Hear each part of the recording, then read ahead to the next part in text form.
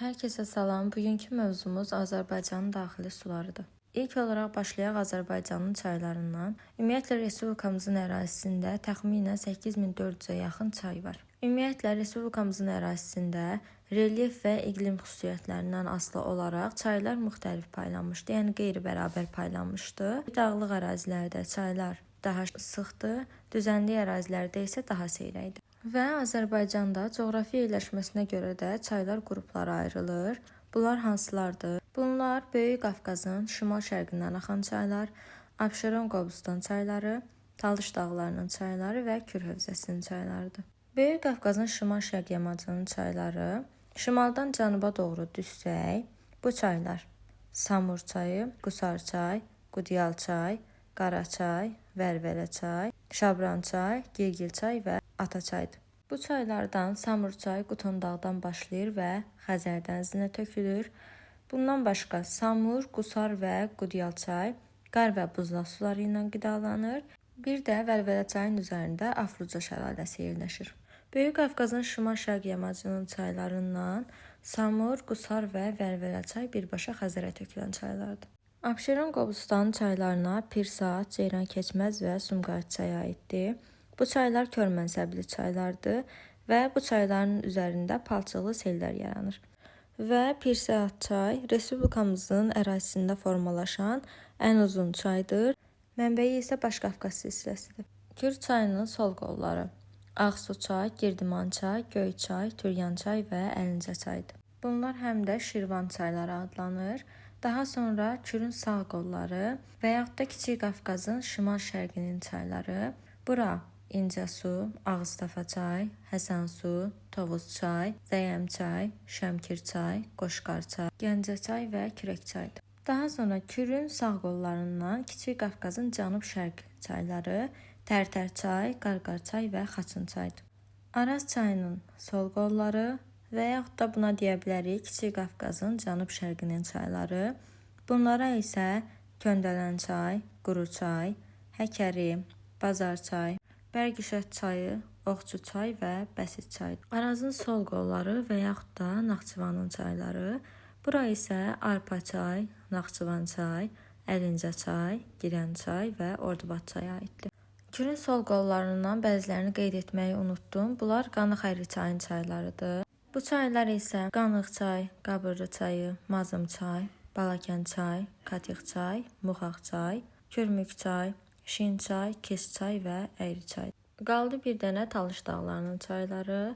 Bunlar da şimaldan cənuba doğru düşsək, Bolqar çay, Vileş çay, Lənkəran çay, Təngərüd çay və Astara çaydır. İndi isə gəlin çayların qidalanması haqqında danışaq. Çayların qidalanması relyef və iqlimdən asılı olaraq dəyişən bir şeydir və çayların qida mənbələri onların su sərfinə də təsir edir. Gəlin görək çayın su sərfi nəyə deyilir? Çay yatağının ön kəsiyindən 1 saniyədə keçən suyun həcminə su sərfi deyilir. Və çayların illik su sərfi, yəni illik axımı fəsillərdən asılı olaraq dəyişir. Çünki dedik ki, iqlim şəraiti də çayların su sərfinə təsir edir. Azərbaycanda çayların orta illik axım həcmi isə 31 kub kilometrdir. Və onun 10 kub kilometri ölkəmizdə, yəni ölkə daxilində formalaşır. 21 kub kilometri isə ölkə sərhədlərindən kənarda formalaşır. Ümumiyyətlə, ölkə sərhəddindən kənarda formalaşan çaylara tranzit çaylar deyilir. Ölkə sərhəddindən kənarda formalaşanda nə nəzərdə tutulur?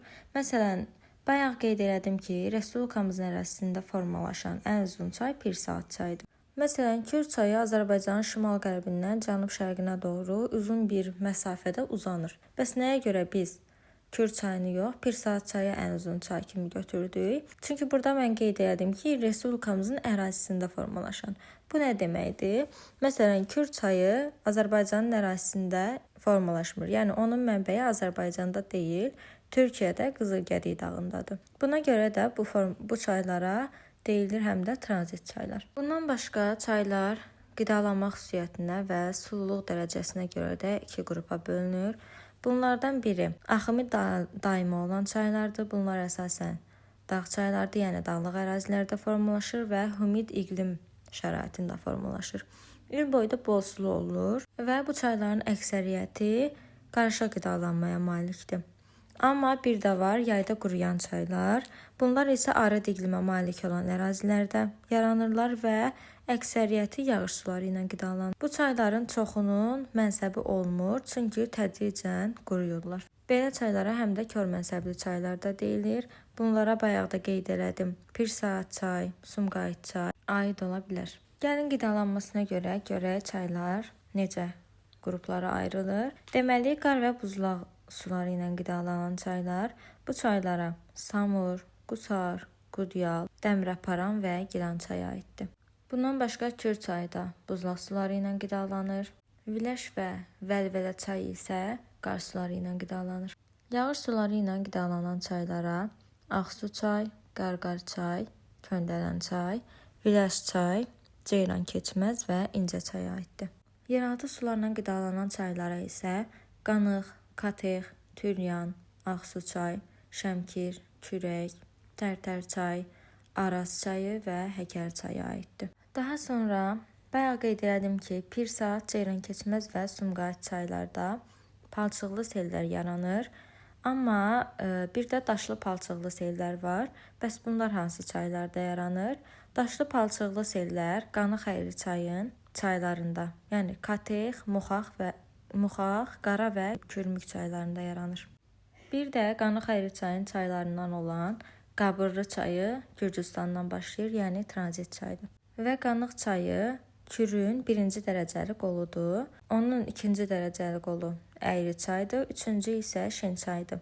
Bu nə deməkdir? Kürün birinci dərəcəli qolu deyəndə, yəni məsələn, Qanıq çayı gəlir birbaşa Kürə tökülür, amma Əyri çay Kürün ikinci dərəcəli qoludur. Bu isə nə deməkdir? Deməli, Əyri çay Qanıqa tökülür, Qanıq isə gəlib Kürə tökülür. Bunda olur Əyri çay ikinci dərəcəli və üçüncü dərəcəli qol isə dedik Şin çaydır.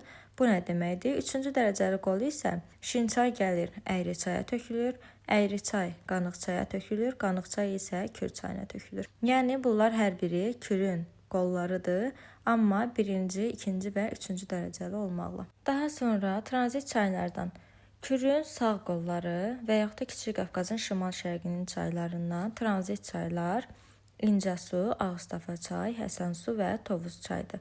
Bunların mənbəyi Ermənistanda yerləşir. Və onu da yadda saxlayın ki, Kiçik Qafqazın şimal-şərqinin çaylarının 70% yağış suları ilə qidalanır.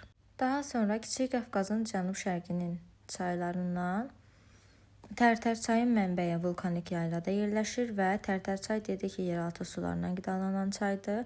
Xaçın çay və Qarqar çay isə Qarabağ silsiləsindən başlayır. Bu çayların isə qida mənbəyi yağış sularıdır. Kiçik Qafqazın cənub-şərqinin çaylarından, amma Araza tökülən çaylardan Köndələn çayın mənbəyi Qarabağ silsiləsidir. Həkəri çayın mənbəyi isə vulkanik yayladır və Həkəri çayı yeraltı sularla qidalanır. Əgər fikir verdinizsə, vulkanik yayladan başlayan çaylar yeraltı sularla qidalanır. Araz çayının mənbəyi isə Türkiyədə Bingöl silsiləsidir. Daha sonra Azərbaycanın ərazisindən axan ən uzun çay Kür çayıdır və onun uzunluğu 1515 kilometrdir. İkinci ən uzun çay isə Araz çayıdır, onun uzunluğu isə 1072 kilometrdir. Kür və Araz çayları hər ikisi də mənbəyi Türkiyədə yerləşir. Mənsəbləri isə Kürün mənsəbi Xəzər dənizidir, Araz çayının mənsəbi isə Kür çayıdır. Əslində daşlı, palçıqlı və palçıqlı sellər hansı çaylarda yaranır, onları qeyd elədik. Amma sellər də qruplara ayrılır, bunu da qeyd eləmək istəyirəm. Tərkibinə görə qruplara ayrılır sellər. Bunlar palçıqlı, daşlı və daşlı palçıqlı sellərdir. Daşlı və daşlı palçıqlı sellər əksəriyyəti Böyük Qafqazın cənub yamacında yaranır. Sellərin baş verməsinə təsir edən amillərdən biri insan fəaliyyətidir, insanın təsərrüfat fəaliyyəti. Yəni yamaclarda mal-qaranın həddinin artıq otarılması və yaxud da meşə və kolluqların məhv edilməsi, bunlar hər biri sellərin baş verməsini daha da intensivləşdirir. Sellərin qarşısını almaq üçün isə hidrotexniki qurğular tikilir və fitomeliorativ işlər görülür. Fitomeliorativ işlər o deməkdir ki, yəni ağac və kol bitkiləri əkilir. Xüsusilə də Dəmirəparan çaydır, Keş çaydır, Ordubad çaydır və Tala çaydır. bu çaylarda həmin bu qeyd etdiyim tədbirlər həyata keçirilir. Onu da qeyd edeyim ki, palçıqlı sellər isə daha çox Naxçıvan və Abşeronun çaylarında baş verir.